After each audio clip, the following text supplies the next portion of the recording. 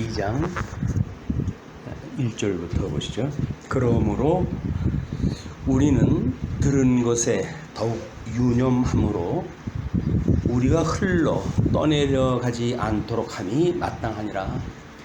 천사들을 통하여 하신 말씀이 경고하게 되어 모든 범죄함과 순종하지 아니함이 공정한 보응을 받았거든. 우리가 이같이 큰 구원을 등한히 여기면 어찌 그 보응을 피하리요. 이 구원은 처음에 주로 말씀하신 바요, 들은 자들이 우리에게 확증한 바니, 하나님도 표적들과 기사들과 여러 가지 능력과 및 자기의 뜻을 따라 성령이 나누어 주신 것으로서 그들과 함께 증언하셨느니라. 지금 우리 히브리서 2장의 내용은 일단 한쪽가로 임원 천사를 포홀한 품이라고 하는 같은 주제를 가지고 우리가 살펴봐야 될 것 같아요. 그래서 그러므로라고 하는 걸로 연결되어지는 것은 양쪽가로 일본에서 이야기했던 아들로 계시하신 말씀에 대한 이야기입니다. 말씀이 이러함으로 그런 거 이야기죠. 그래서 우리는 들은 것에 더욱 유념함으로 우리가 흘러 떠내려가지 않도록 함이 마땅하다.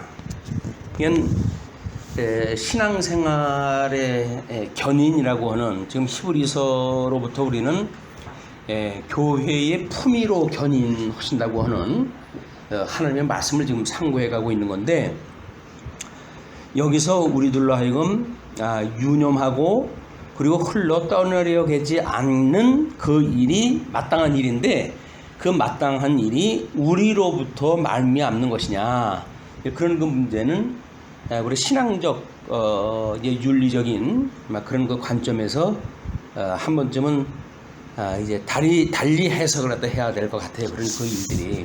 그래서 지금 우리 그 1장의 14절 끝이 모든 천사들은 섬기는 영으로서 구원받을 상속자들을 위하여 섬기라고 보내심이 아니냐.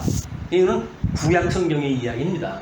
우리 예수님이 오셔가지고 지금 히브리서는 예수님이 오신 이후에 그런 그 이야기인데, 기자는 천사들을 통해 가지고, 구약 성경에서 모세를 통해 가지고 하나님께서 율법을 주셨을 적에도 이걸 천사를 통해서 말씀을 주셨다고 이렇게 이야기를 하죠.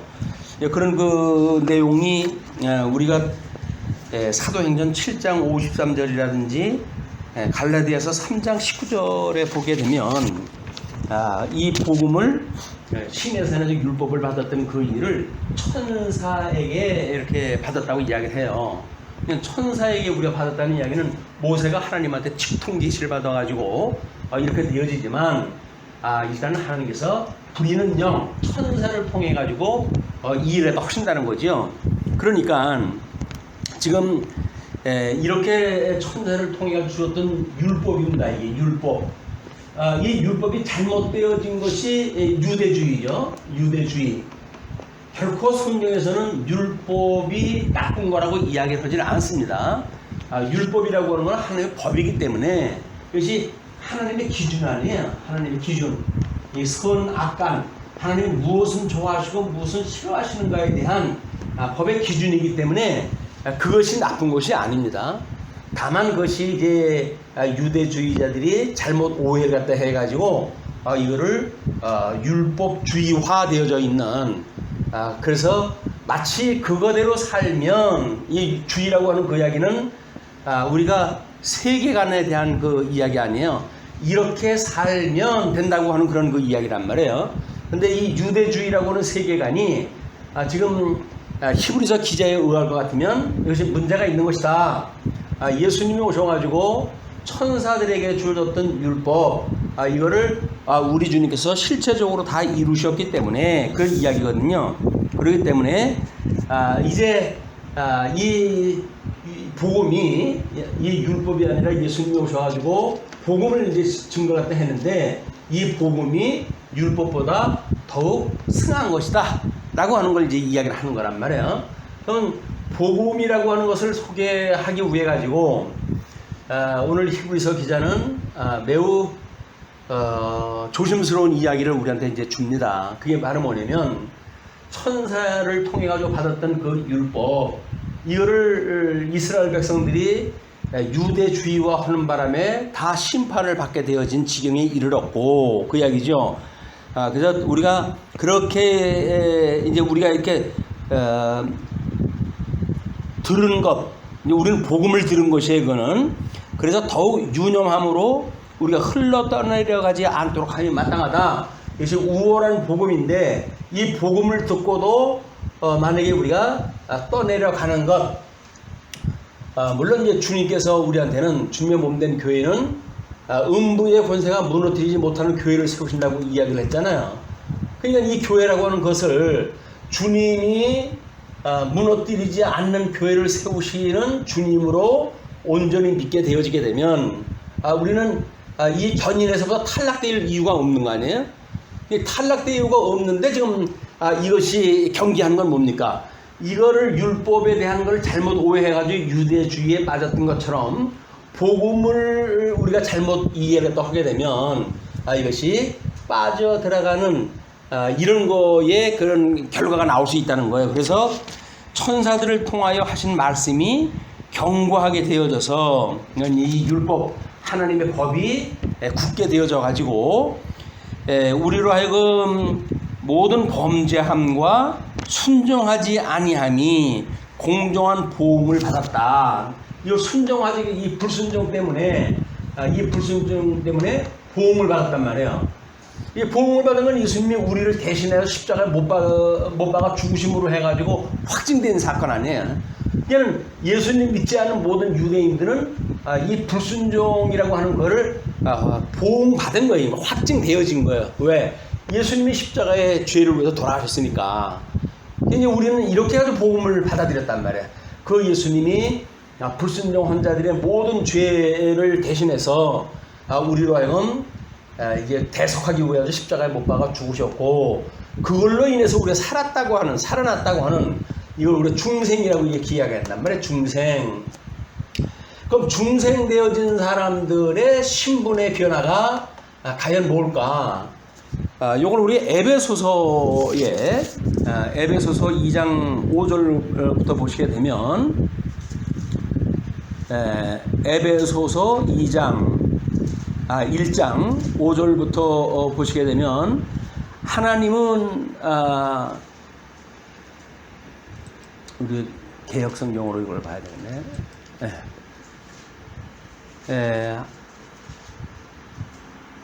창세전에 그리스도 안에서 우리를 택하사 우리로 사랑 안에서 그 앞에 거룩하고 흠이 없게 하시려고, 목적이 일단 소개가 되어져요. 이 불순종했던 그래서 보응을 받았다고 하는 것이 확증되어진 그런 그 우리들을 위해 가지고 거룩하고 흠이 없게 하시려고 그 기쁘신 뜻대로 우리를 예정하사 예수 그리스도로 말미암아 자기의 아들들이 되게 했다. 예수님을 믿는 사람들을 하나님께서 아들이 되게 하셨어요. 이제 우리는 그래서 하나님을 아버지라고 부르는 사람들인데, 자 6절에 이렇게 이야기합니다. 이는 그가 이제 사랑하시는 자 안에서 우리에게 거저 주시는 바 그의 은혜의 영광을 찬송하게 하려는 것이라 라고 해가지고 그 목적을 다시 확인을 다 하셔요. 그리고 2장에 넘어가게 되면 마찬가지로 2장 우리 이제 3절 보면, 전에는 우리도 다 그 가운데서 우리 육체의 욕심을 따라 지내며 육체와 마음에 원하는 것을 하여 다른 이들과 같이 본질상 진노의 자녀이었더니, 이 불순종으로 인해 가지고 이제 맞짱이 이 진노의 자녀였다. 네, 우리들의 과거의 신분이에요. 진노의 자녀이었었는데, 긍휼이 풍성하신 하나님이 우리를 사랑하신 그 큰 사랑을 인하여 허물로 죽은 우리를 그리스도와 함께 살리셨고, 예, 그리스도와 함께 다시 살아난 걸 우리가 중생이라고 얘기하잖아요. 거듭났다 그 이야기야. 그래서 진노의 자녀로부터 중생되어진 신분으로 변화를 받아가지고 하나님의 아들들이 되게 하셨다고 하는 목적을 지금 이루셔갔는데, 그런 그 우리들이 그뿐만 아니라 중생되어졌다고 하는 것뿐만 아니라 2장 6절에 보게 되면 또 함께 일으키사 그리스도 예수 안에서 함께 하늘에 앉히시니. 자, 우리는 신분이 하나님의 아들이 되어졌어요. 근데 이 신분이 하나님의 아들인데, 신분의 아들로서의 우리들의 신분이 뭐라냐면 이 하늘의 시민권을 가졌다 이렇게 해야죠. 이 하늘의 시민권을 가진 우리들의 시민증이라고 하는 그 이야기는 하늘에 있는 거예요. 이 땅에 있지는 않고, 이거를 우리 하나님께서 예수님과 더불어 하늘에 우리를 앉히셨대요. 우리 믿음이 어디까지 이제 믿는 거예요? 우리 죄를 인해 가지고 예수님이 대속의 십자가를 지셨어요. 그걸 우리 믿어요. 그리고 그렇게 해가지고 나도 더불어 예수님과 함께 죽었답니다 라고 하는 것도 믿어요. 근데 우리 주님이 이제 하나님께서 그냥 사망에다 두질 아니하시고 사망 권세를 이기시고 부활하게 하셨습니다. 그래서 부활의 첫 열매가 되게 하셨습니다 라고 우리 믿어요. 그럼 우리는 그 부활의 첫 열매에 우리가 함께 참여가 되어졌습니다. 그래서 예수님과 함께 다시 살아났습니다 라고 하는 걸 믿어요. 이제 우리 신앙 고백을 하는 거예요. 다 믿는다고 이야기를 하는 거예요. 그리고 이제 신분을 이야기했을 때 과연 하늘의 시민권이 있는다고 하는 것까지 우리가 고백을 하는가? 이게 이제 관건인 거예요. 관건이. 아까 뭐 이제 권사님하고도 잠깐 그런 이야기도 했지만, 하나님께서는 우리들한테 이 모든 만사를 갖다 구비를 갖다 하시고, 이 만사를 구비하시고 하나님께서 우리에게 은혜의 선물로 해가지고 주신 게 있어요. 그것이 DNA를 통해 가지고 우리 뭐 생체적인 조건, 그리고 우리의 기질, 뭐 이렇게 육적으로 부모님으로부터 태어나가지고 양친 부모로부터 받은 모든 유전 유전 인재에 의해 가지고 모든 거 다 하나님께 우리의 은혜를 받은 거예요. 근데 이걸로 받은 것은 땅의 부모님한테 받은 거 아니에요, 이게. 근데 이건 뭐 우리가 육신을 가지고 살아가는 한 천성적인 건데 나보고 어떡하라고 이렇게 하는 걸로 과연 우리가 끝을 내야 되는 것인지. 그러면 하늘의 시민권을 가지고 예수님으로 우리가 중생이 되어져서 새로운 신분을 갖고, 그리고 하늘에 우리 예수 안에서 하늘에 안심바 되어진 나야 라고 하는 걸 믿는 믿음까지 우리가 믿고 살아가는 것에 대한 문제가 이제 우리가 이 주어졌던 이 은사라고 하는 이 은사를 어떻게 새로운 가치로 전환시키는가에 대한 문제예요. 이제 이 해석이 사망권세 아래서 가지고 있던 은혜의 선물로 해가지고 그냥 잘 먹고 잘 살아라 라고 하는 걸로 주셨는데, 이거를 새로운 피조물이 되어진 우리들이 과연 어떻게 하늘의 시민권을 가지고 있는 우리로서 이렇게 세상에 가지고 있는 은사, 소위 말하는 은혜의 선물이라고 이야기했던 모든 것들을 새로운 피조물로서 이것이 가치로 전환되어지는가에 대한 문제입니다. 달라요. 분명히 육체에 가지고 있었던 이런 그 일들은 끊임없이 우리가 시험에 들게 하지 마시고 라고 하는 그 이야기는 이걸 가졌기 때문에 시험에 드는 일들이거든요. 우리가 가지고 있는 조건 때문에 시험이 드는 거야. 뭐 아주 성격이 반듯하고 뭐 이렇게 하기 때문에 우리는 시험에 들어요. 왜? 그렇지 않은 사람이 있거든. 반듯하지 않은 사람이 있어요. 나는 이렇게 사는데 너는 왜 그렇게 사냐 라고 해서 시비가 붙는 거거든요. 그걸로 인해 우리 결국 시험에 드는 거란 말이에요. 그러니까 하나님께 주시는 은사는 우리를 하나님의 자녀가 되게 하시기 위해서 주셨던, 이게 전부 걸음걸이에요. 걸음. 이 걸음이 결국은 이렇게 우리 생명으로 해가지고 이 생명세계가 이 사망세계를 감싸 안음으로 만들어지는, 이 사망의 생명에 삼킨 바 되어진 이거를 만들어 가시기 위해서 주셨던 일이기 때문에 뭐 우리는 이거 좋다 나쁘다 할 것도 없어요. 이건 누구나 가지고 있는 일들이니까. 어떤 사람은 A형이라서 그렇고 어떤 사람은 O형이라서 그래요. 어떻게 해요? 그걸 어쩔 수가 없지. 그러니까 이거는 다음 새로운 가치로 하나님께서 왜 나한테 이런 것으로 이런 걸 주셨을까라고 하는 그 이야기는 끊임없이 이걸로 인해 가지고 시험에 들지 말게 하시고, 그리고 이걸로 인해 가지고 우리 하나님께서는 우리 이 주었던 이 자유, 이걸 육체의 기회로 삼지 말라고 하지 않습니까? 이 육체의 기회는 이거 주셨던 거니까 우리는 뭐 가만히 두면 여기 사는 사람들이니까. 이제 과연 우리가 진정한 자유를 입고 살아가는가? 유대주의자들이 2000년 동안 아브라함으로부터 이 율법 사상에 의해서 살아왔어요. 할례를 받고 그걸 지키느냐 마느냐라고 하는 걸로부터 해가지고 모세를 통해 가지고는 뭐 율법의 전수를 받아가지고 사는 사람들 아니에요. 그냥 그걸 가지고 유대주의가 만들어진다는 이야기는 자연스러운 귀결입니다. 이게 그 사람들이 본질을 지혜가 없다거나 뭐 성경을 그 사람들만 이걸 못 깨달아서 그랬다든지 아닌 그래요. 이건 하나님께서 여기다 집어 넣으신 거예요. 그들로 하여금. 왜? 우리 예수 그리스도로 말미암아 새로운 세계를 만드시겠다는 거거든요. 그러니까 이렇게 모형적으로 보여준 걸로 만족하면 이렇게 실체적인 걸 누릴 수가 없어요.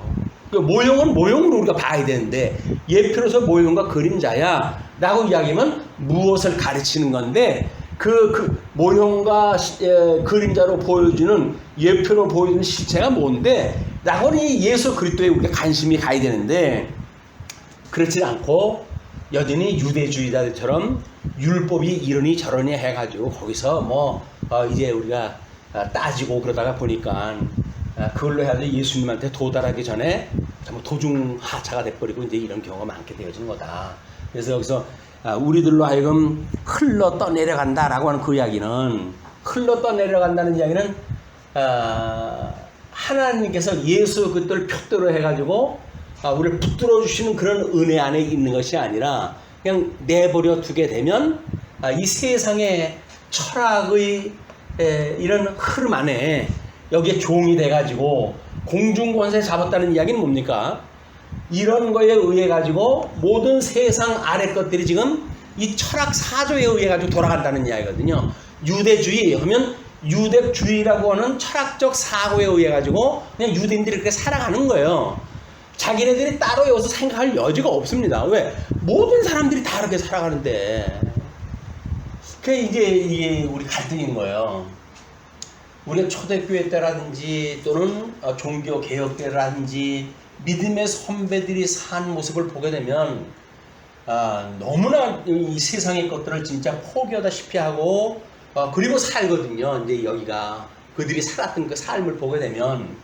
근데 과연 21세기에 우리 살고 있는 우리들이 그럴 수 있을까에 대한 것이 끊임없이 이제 의문이 드는 거예요. 왜?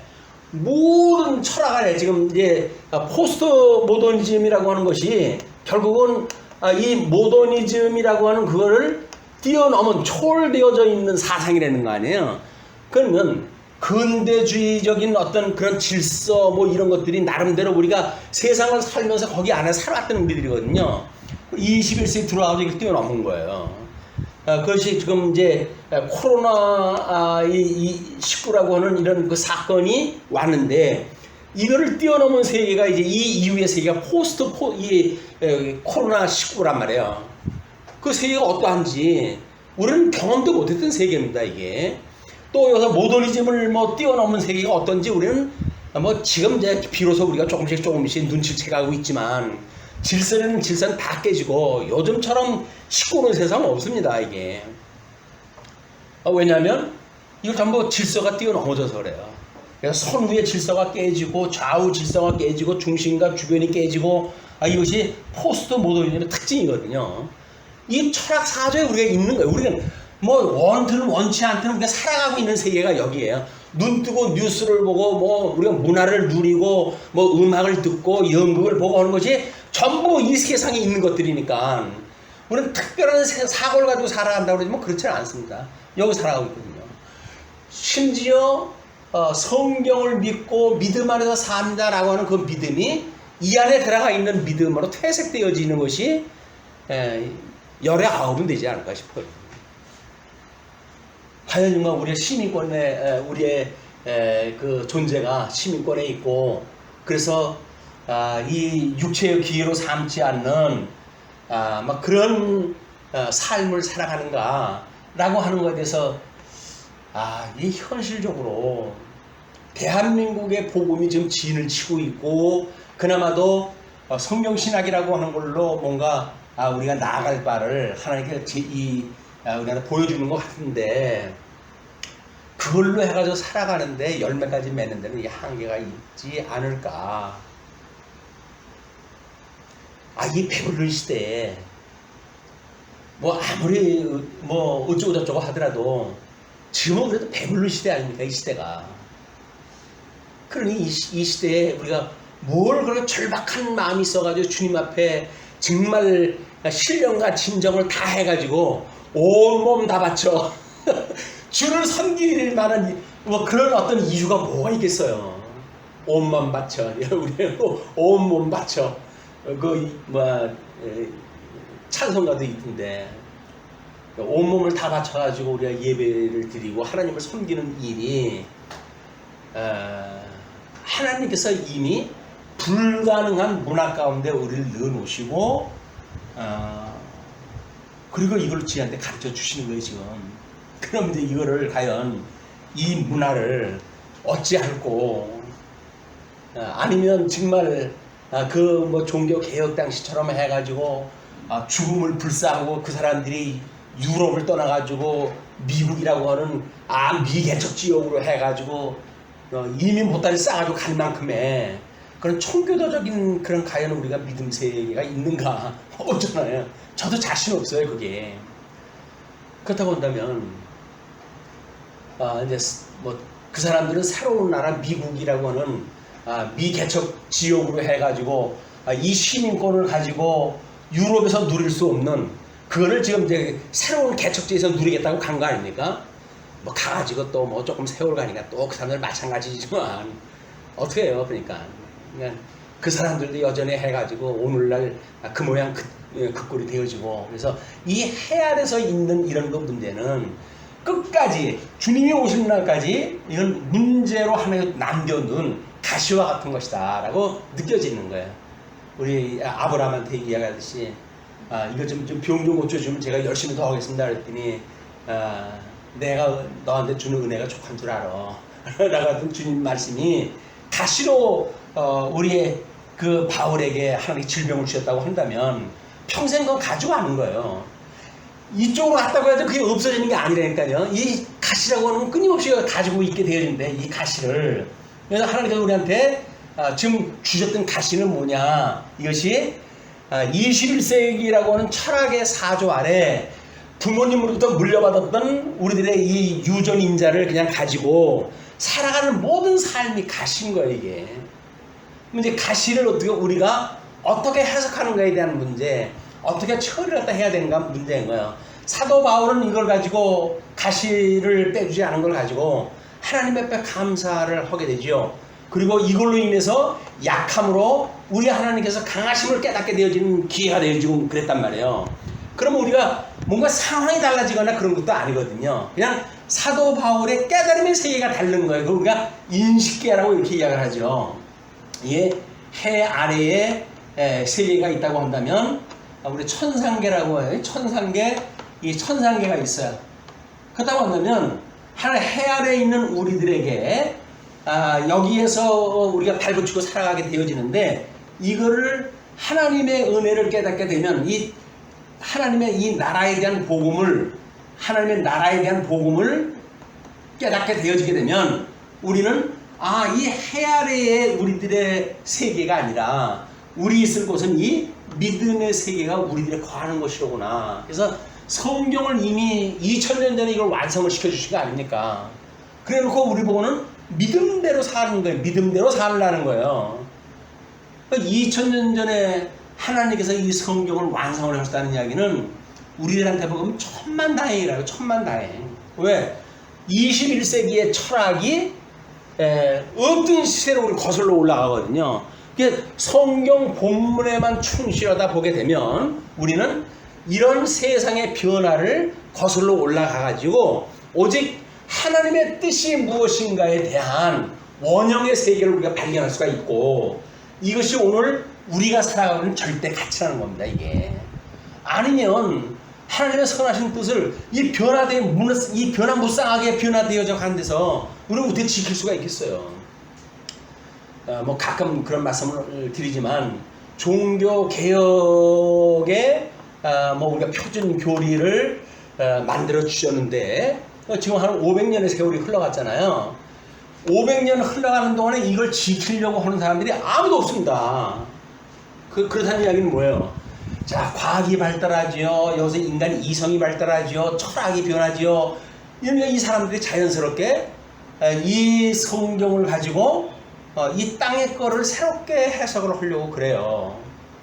그것이 소위 새롭게 만들어지는 교파들입니다. 그래서 뭐 우리가 이 교리로 해가지고 장로교라고 하는 그걸 가지고 있었더니, 이걸로 우리나라만 하더라도 우리 외정 때 지금 신사참배를 하느냐 안 하느냐 하는 걸로 해서 고심파로 갈려지게 되잖아요. 그리고 외국에서 외국물 먹고 온 사람들이 기독교 장로회를 갖다 만들어가지고 전혀 다른 신앙을 우리가 갖게 하거든요. 그리고 이제 우리 이 통합측이라고 우리 이 보수주의 고신치고 갈려져 있는 장로교회는 이것이 우리 칼바르트에 의해 가지고 만들어지는 통합측과, 그다음에 우리는 아니다. 이 통합측에서 이야기하는 모든 그 종교에 관한 그 통합이 가능하다고 하는 그 이야기는, 이 합동측은 전부 부정하는 사람들이 모여가지고 합동측을 유지하고 있는 거거든요. 근데 이 사람들은 지금 공산주의도 전부 하겠다는 거예요. 로만 캐톨릭도 같이 하자는 거예요. 이게 종교다원주의, 이 종교다원주의가 사실은 우리나라에 왔을 때 그거를 말했던 교수들을 학교에서 출교시켰어요. 왜? 전통적으로 수용하지 못한 때입니다. 이 기장 쪽이나 이 감리교에서 이걸 가지고 들어왔는데 그 사람들이.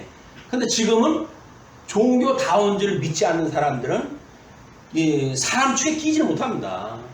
아니, 사랑이라면, 하나님은 사랑이라면, 그러면서 그걸 수용을 못해? 라고 이야기를 해버리니까, 이 사람들은 난 몰라. 너희들하고 말 섞기 싫어. 그냥 그러고 말을 안 하면 모를까. 이 사람들하고 싸우면 끝이 없어요. 끝이 없어요. 자, 그러니 여기서 이 합동이라고 하는 이 합동측이 우리가 이제 속해져 있는 교단인데, 이걸로 가지고 과연 표준 교리를 이 사람들이 따르는가? 라고 하는 문제는 사실은 의심스러워요.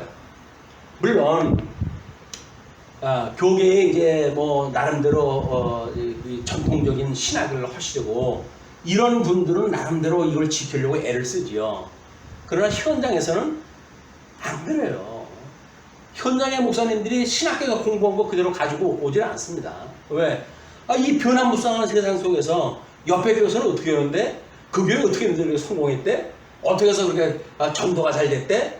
전부 지금 실천 신학적인 게 문제 아니에요. 그렇게 하니까 교리는 이건 온데간데가 없어지는 거예요. 그리고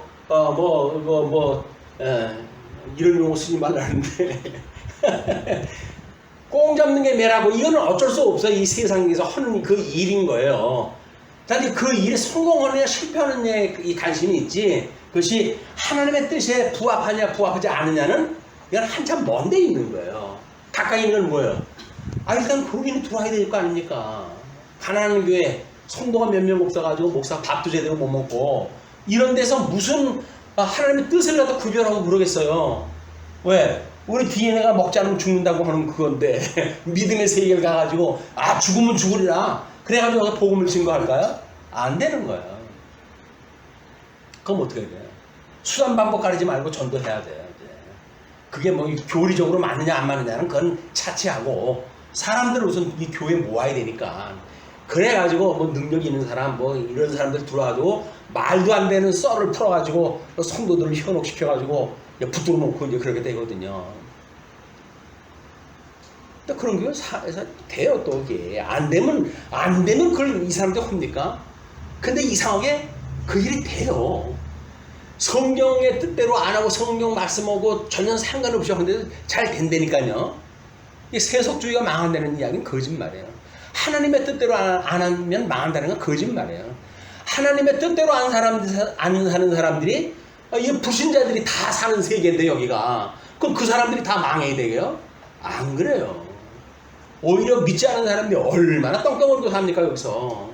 근데 그걸 보게 되면 이거 그래도 이렇게만 꼭 해야 되는가?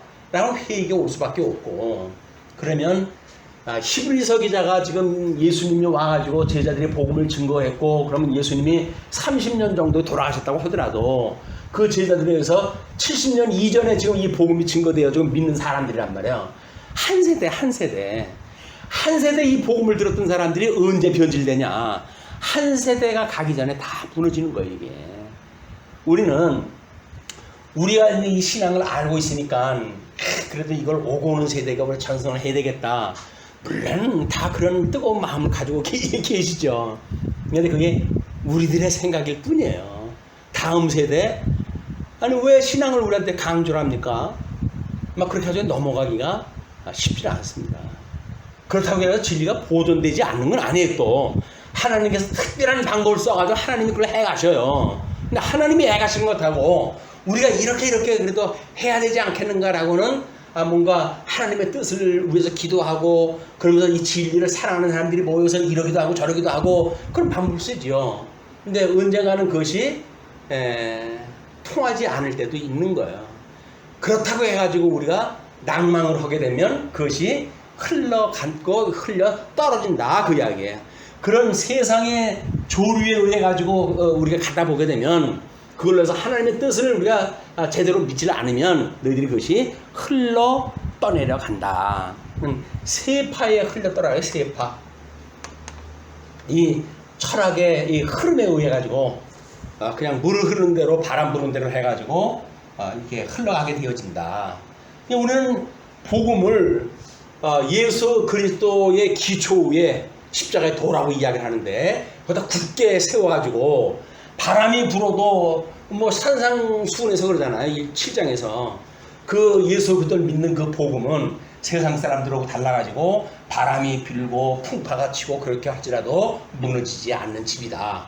이렇게 이야기를 한단 말이에요. 그냥 십자가의 도에다가 우리가 이 발 딱 그걸 붙들어 놔야 되는데 십자가의 도라고 하는 거는 기본이야. 우리는 이게 기본이라고 이야기를 하면서 이제 그것이 어떻게 차츰 변질돼 가는지를 눈치 못 채면 눈치 못 채는 경우는 여기에 관심이 있게 되면 사실은 눈치를 못 채요.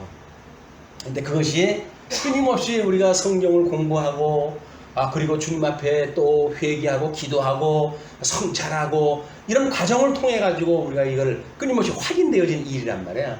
확인이 되어질 때 우리가 끊임없이 말씀의 본질을 따라 가지고 살아가게 되어진다. 우리는 너무 친숙한 우리들의 이 유전인자를 가지고 살아가기 때문에 그렇게 발견하기 쉽지 않아요. 이게 왜? 이게 난데 어떻게 이걸 구별을 갖다 해요? 이거는 말씀을 들을 때만이 객관적인 진리에 의해 가지고 찔림을 받고 우리가 이렇게 깨달을 수가 있는 거지. 이건 나예요. 천성인데 내 천성인데 어떡하라고 나보고 이건 피할 길이 없어요. 다만 그럼에도 불구하고 내가 이런데 하나님의 뜻은 이거하고 다르다고 하는 것을 깨닫는 일이 중요하기 때문에 끊임없이 우리가 말씀을 상고하는 일이 강조가 되어지고 그러는 겁니다.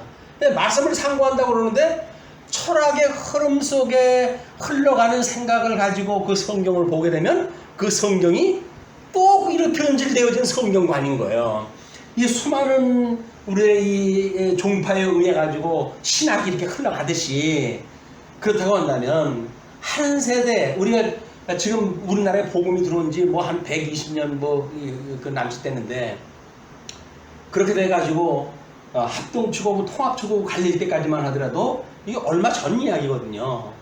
그러면 이제 합동이라고 하는데 우리가 우리 교족을 두고 이제 신앙생활을 하는데 과연 합동이라고 하는 이분들이 저 성경신학적인 십자가의 도 종교개혁자들이 만들었던 표준 교리 이거를 지키려고 하는 의지가 있는가 하면 10에 8, 9은 이미 포기된 사람들입니다. 뭐 만세 삼창 이 신비주의 빠진 것이 말도 못하고요. 그리고 또 때로는 율법주의, 교조주의에 빠진 사람들이 또 그렇게 많아요. 이걸 지킨다고 하는 사람들은 이걸 지켜야 되니까. 오늘 표준교리에 우리한테 너무 좋은 걸 하나 주셨거든요. 우리 믿음의 선배들에 의해 가지고 이걸로 우리가 살아오는 동안 이 사람들이 유죄주의가 됐던 것처럼 이게 교조주의에 우리가 빠지게 되어진 거야. 교조주의는 뭐야?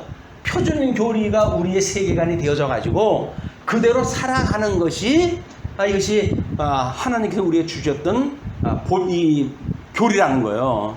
그런데 거기서는 이걸 우리가 주의화한다라고 하는 것이 아니라 교리가 무엇인가를 객관적으로 밝혀놓은 사실이거든요.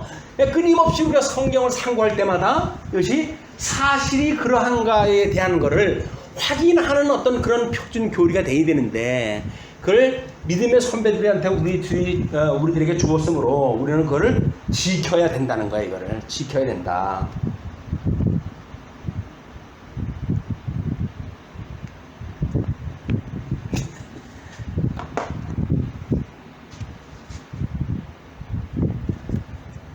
그러니까 우리가 이 교조주의화 되어졌을 때 이제 그걸로 요즘 또 이제 뭐 좀 우리 노예에서도 문제가 되고 그래요. 어떤 그 교회다가 목사님한테 물어봤더니 율법을 지켜야 된다고 그러더라. 계명을 지켜야 된다고 그러더라. 그러니까 아니 우리가 예수님이 다 이루었다고 그렇게 이제 율법이란 무엇인가를 통해 가지고 율법과 제 그리고 은혜라는 걸 통해 가지고 우리가 그거 율법과는 그래도 우리가 확정됐다고 믿는 사람들이었잖아요. 그래도 근데 그게 이제 우리 그쪽 결별을 하고 나온 지가 30년이 됐습니까? 20년이 됐습니까? 근데 이미 시키면 지켜야 된다고 하는 거야. 이제 지켜야 된다. 이거는 아니 우리 노예가 이걸 분명히 해야 될 거 아니냐. 우리 노예에서 그거 지켜야 된다는 사람이 누가 있냐. 우리 노예는 아니지만 우리 노예에 있던 사람이 그런다. 노예에 있던 사람이 그럼 뭔 상관이 있어. 우리 노예하고 상관이 없는 일인데. 상관이 없으니까 그 사람도 나간 거 아니에요. 그렇지만 그게 우리 노예라고 그리 가지 말라고 하는 법도 없잖아요. 이게. 그럼 과연 이 교조주의화 되어지는 글을 우리가 어떻게 눈치를 채야 되는가. 보통 이제 뭐 우리 그 교리에 대한 것이 전부 질문과 답으로 나와져 있는 거예요.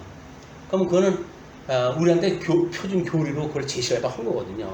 그러면 과연 현재 우리들 입장에서 그걸 어떻게 이해를 갖다 하는가에 대한 문제는 끊임없는 재해석이 필요한 겁니다. 이 재해석이라고 하는 그 이야기는 이 본질을 흐트리는 게 아니라 이 재해석이라고 하는 그 이야기는 본질을 갖다 흐트리는 것이 아니라 유대주의가 율법의 본질을 갖다 흐트러졌기 때문에 문제가 아니에요. 그러니까 우리는 이걸 재해석하다 할 때 무슨 뜻인데 그 무슨 뜻인데 그 이야기 그때 당시에 그렇게 하는 것이 무슨 뜻인데 그것이 교회 우리 이제 교회적으로 보게 되면 이 신약성경이 정경화가 되어졌고 그 다음에 이것이 종교개혁 때 이걸 만들어낼 때 이것이 목차가 완전히 구성이 되어지는 성경의 변화를 통해 이루어진 거란 말이에요.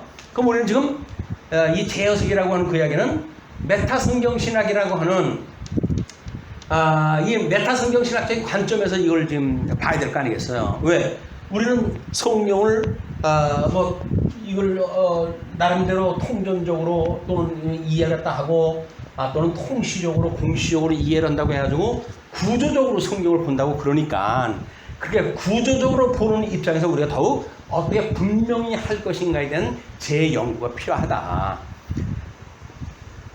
이거가 그 율법주의는 다를 게 뭐가 있어 해가지고 팽개치는 사람들은 이 표준교를 떠난 사람들이거든요. 그 이야기는 우리가 목사 안수받고 뭐 우리 장로 안수받고 이렇게 할 때 그 웨스트민스터 신앙 고백을 그대로 신봉하느냐라고 물어봐요. 이게 네 해 안수를 주거든요.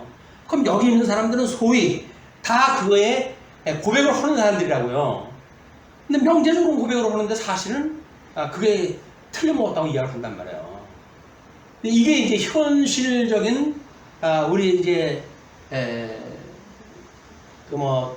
성경 신학적인 입장에서 과연 실천 신학적으로 어떻게 이해를 해야 되는가는 직접적인 문제가 되어져 있는 거다. 이 문제가 이제 우리들이 풀어가야 되는 문제고, 특별히 이제 내재적으로 초월되어지는 이런 개념을 가지고 일반 서신을 우리가 공부를 하니까 이런 두 개의 세계 또는 세 개, 우리 천상계와 천하계 그리고 믿음의 세계라고 하는 이런 차원이 다른 개념의 거를 우리가 이해를 해야, 이 해 아래에서 이야기는 어떤 이야기를 했다 해도 정말 상대적인 겁니다. 이게 왜? 이건 시간과 공간과 형상의 제한을 받는 세계 아니에요. 그럼 시간이라고 한다면 뭐 과거와 현재와 미래라고 하는 수평선상에서 이야기이기 때문에 이건 해결이 안 돼요. 과거에는 이랬지만 지금은 이렇다. 이렇게 하게 되면 그건 진리가 변질이 된단 말이냐? 라고 하는 문제들은 해결이 안 되거든요. 공간에 대한 문제도 마찬가지예요. 뭐 서양에서 그렇게 한 거지 이게 한국적인 거고 맞지 않다. 뭐 이런 쪽으로 이야기를 하게 되면 이게 수평적이기 때문에 해결이 안 된단 말이에요. 그럼 이걸 과연 어떻게 해서 극복을 할 수 있는가라고 하는 것이 믿음의 세계에서만 우리가 극복이 되어진다. 우리 이걸 대책도 우리가 제시를 해야 되니까 이런 것이 우리 히브리서를 공부해 가실 때 필요한 그런 그 덕목이라고 이제 보여집니다. 그렇기 때문에 우리가 이 가지 큰 구원을 등한히 여기면 그 이야기는 뭡니까? 여기서 지금 율법적인 것, 이 모형적인 것, 예표적인 것, 이걸 가지고도 보응을 받았는데 예수 그리스도가 오셔가지고 실체적으로 이루신 이것에 대하여 그 이야기에 그 큰 구원을 등한히 여기면 어찌 그 보응을 피하리요? 이 구원은 처음에 주로 말씀하신 바요. 예수님이 오셔가지고 말씀하신 바고 그걸 들은 자들 사도들에 의해 가지고 우리에게 확증한 바니, 이건 복음서와 서신서를 통해 가지고 확증되어진 거다. 진리 체계로 확증되어진 거다. 변질될 수가 없는 거라는 이야기예요. 확증된 바니 하나님도 표적들과 기사들과 여러 가지 능력과 및 자기의 뜻을 따라 성령이 나누어 주신 것으로서 그들과 함께 증언하셨느니라. 하나님의 이 말씀이 예수님을 보내시고 성령을 보내주시고 그리고 가장 이 표적이라든지 이런 기사를 통해 가지고 직접 이걸 하나님이 섭리가 하신 거란 말이에요. 그러니까 삼위일체의 하나님이 우리한테 증거했던 이 하나님의 말씀, 이 말씀은 우리가 꼭 붙들고 살아가야 될 우리들의 기저예요, 기저. 말씀이. 그래서 우리가 교회의 표지를 이야기할 적에도 말씀이 들어가잖아요. 그리고 이제 성례가 들어가고 그다음에 권징이 들어가고, 그럼 우리가 구원받는 사람들이 어떻게 이 은혜를 받을 수가 있습니까? 라고 하는 은혜의 방편을 이야기할 적에도 이 성령이 들어가고 성례가 들어가고 그다음에 기도가 들어가는 거란 말이에요. 그만큼 이 교회 안에 있어서 교회 표지로서의 말씀, 또 은혜의 방편으로서의 말씀, 이게 중요한 만큼 끊임없이 말씀으로 돌아가는 것이 중요하다. 그래서 우리들이 지금 비록 21세기에 살지만 2000년 전에 기록되어져 있는 이 성경을 보고 하나님 말씀 참고한다는 이야기는 최고로 안전한 이 출발인 거예요. 이거를 현대 감각으로 재해석된 사람들이 이 주석쓰는 사람들이 있어요. 이제 그걸 가지고 보게 되면 왜곡이 되죠. 그냥 우리들이 설사 그거고 맞지 않은 해석이 떨어진다 할지라도 끊임없이 성경 본문을 봐가지고 또 보고 해야지. 다른 사람이 재해석해 놓은 걸 가지고 그걸 기본으로 놓고 그리고 우리가 그 위에다 털을 쌓으면 어려워진다. 그래서 우리가 성경을 가지고 오직 성경의 권위를 인정하고 성경으로 돌아가는 것이 우리 교회의 표 아니에요. 표. 우리 교회 표가 뭐죠? 네. 말씀대로 알고 말씀대로 믿고 성경대로 믿고 성경대로 알고 성경대로 믿고 성경대로 살자는 이야기란 말이에요. 그 표는 정말 우리 교회가 100년 대계를 위해 가지고 내다 보여주는 그 표지가 되어지는 표가 될 수 있는 그것이다. 성경대로 알고 성경대로 믿고 성경대로 살자. 이건 아무리 세상이 변해도 우리가 가야 될 곳이에요. 그쪽에 기초로 둬야 될 것. 자, 자, 이제 그래서 이제 5절로 이제 그 장면이 바뀌어 가지고 5절로 10절 보시게 되면